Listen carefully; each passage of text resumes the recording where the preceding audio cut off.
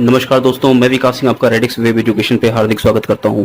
और आज FSSAI जिसमें हम रिटन एग्जाम की सिलेबस की तैयारी कर रहे हैं और वहां पे पार्ट 1 में हम लोगों ने FSS एक्ट और FSSAI का इंट्रो वगैरह ले लिया था।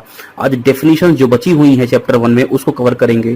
तो अच्छा, दूसरी बात यह कि थोड़े से इक्विपमेंट वगैरह में गड़बड़ी होने के कारण हम लोग आपस में रूबरू नहीं हो पा रहे थे, बट अब कंटिन्यू आपकी क्लासेस चलेंगी। शाम तक 6 से 7 बजे तक आपको एक वीडियो प्रॉपर इस पे मिल जाया करेगी और पूरा प्रयास रहेगा कि जो कोर्स है वो कवर अप किया जा सके। हालांकि जो डेट है एग्जाम की वो सितंबर में शिफ्ट हो चुकी है, बट उम्मीद तो यही है कि सितंबर में भी एग्जाम मुश्किल है होना। बाकी देखते हैं क्या आयोग निश्चित करता है। एग्जाम की डेट अगर फिक्स रहेंगी तो एग्जाम होगा, और मेरे ख्याल से तो यही है कि 90% चांस है कि डेट आगे शिफ्ट होंगी। बाकी चलिए, हम लोग अपना कोर्स कवर करेंगे अगस्त में ही। तो सपोर्ट करिए, लाइक करिए, शेयर करिए और सब्सक्राइब करिए, आपको शाम तक वीडियोस मिल जाया करेंगी।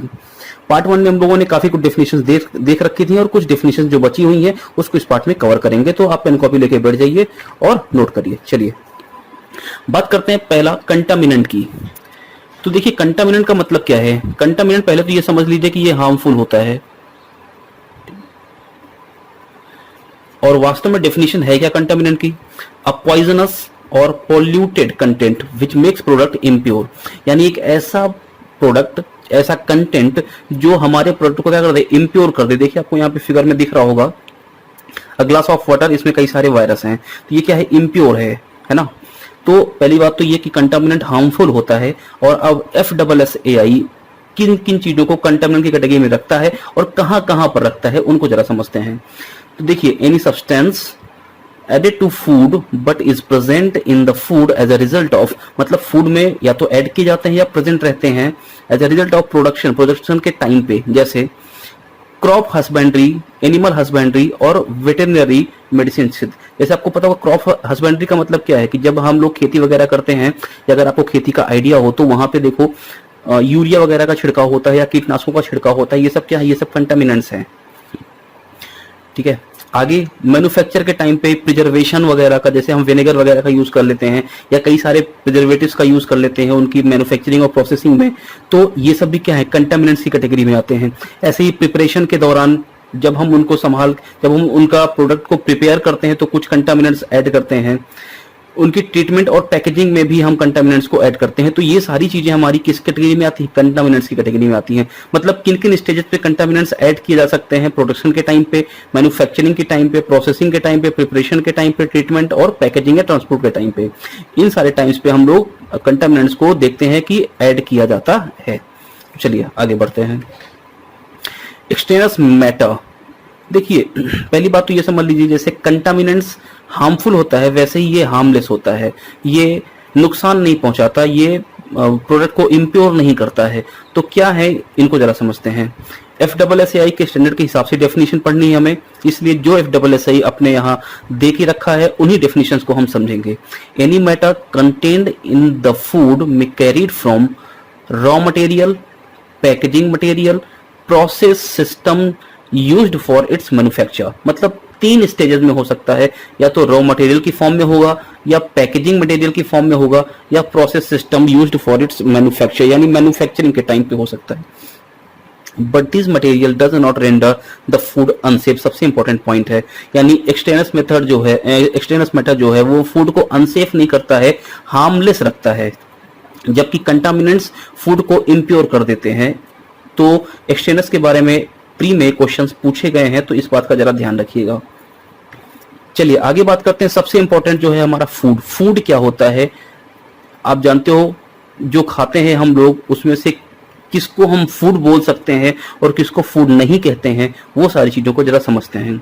Any substance which is processed, partially processed, यानी कि पका हो, एक तरह से बोल सकते हो अध पका हो, या कच्चा हो, अनप्रोसेस्ड हो, यानी रॉ मटेरियल टाइप का हो, जो ह्यूमन कंजम्पशन के लिए सेफ हो, उन सभी को क्या बोलते हैं, फूड बोलते हैं। तो तीनों चीजों को फूड बोलेंगे। ऐसा नहीं कि पका हुआ खाना ही खाना कहलाता है।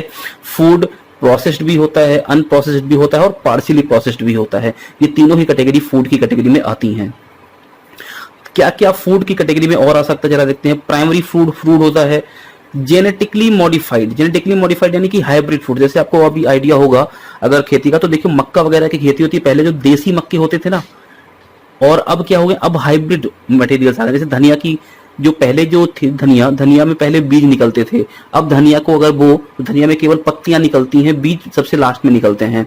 इसका मतलब वो पत्ते वाली धनिया करके बोलते हैं ना, तो वो हाइब्रिड मटेरियल है। तो जेनेटिकली मॉडिफाइड का मतलब हाइब्रिड मटेरियल से हमारा है। तो हाइब्रिड फूड को भी हम फूड की कैटेगरी में रखते हैं।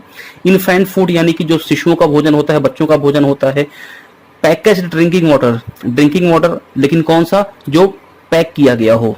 अल्कोहलिक ड्रिंक्स, च्युइंगम्स को भी हम लोग फूड की कैटेगरी में रखते हैं, इस बात का जरा ध्यान रखिएगा। Any substance including water used during its manufacture और प्रिपरेशन, यानी कोई भी सब्सटेंस जो वाटर को अपने इंक्लूड किया हुआ हो, कब, जब उसका मैन्युफैक्चर हो रहा हो या उसकी प्रिपरेशन हो रही हो। तो ये 7 कैटेगरीज हैं जिनको हम फूड की कैटेगरी में डालते हैं। प्राइमरी फूड, फिर से मैं बोल रहा हूँ, primary food, genetically modified, infant food, packaged drinking water, alcoholic drinks, chewing gums और any substance including water used during its manufacture और preparation.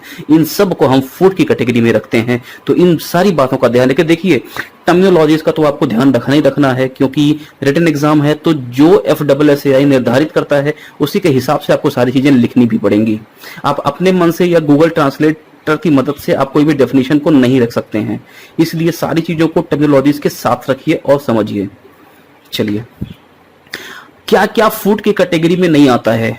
Any substance which is plant का मतलब क्या, प्रायर टू हार्वेस्टिंग, यानी कि कटाई ना हुई हो, खेतों में ही पड़ा हो। जैसे ये देखिए आपको फिगर में दिख रहा होगा कि अभी खेतों में ही पड़ा है ये सब कुछ, इसलिए ये फूड की कैटेगरी में नहीं आएगा। ये प्लांट है लेकिन प्रायर टू हार्वेस्टिंग है, इसलिए फूड की कैटेगरी में नहीं आएगा, इसे फूड नहीं कहेंगे। तो according to FSSAI, plants prior to harvesting is not considered as food. Animal feed यानी कि जो पशु खाना खाते हैं, जैसे आपको याद होगा कि आप उनको पराग वगैरह खिलाते हैं, ये सब क्या है, ये सब फूड्स की कैटेगरी में नहीं आते हैं, है ना। अब आगे क्या होगा, जैसे भूसा वगैरह खिलाते हैं, तो भूसा वगैरह या घास वगैरह ये सब फूड की कैटेगरी में नहीं आता है।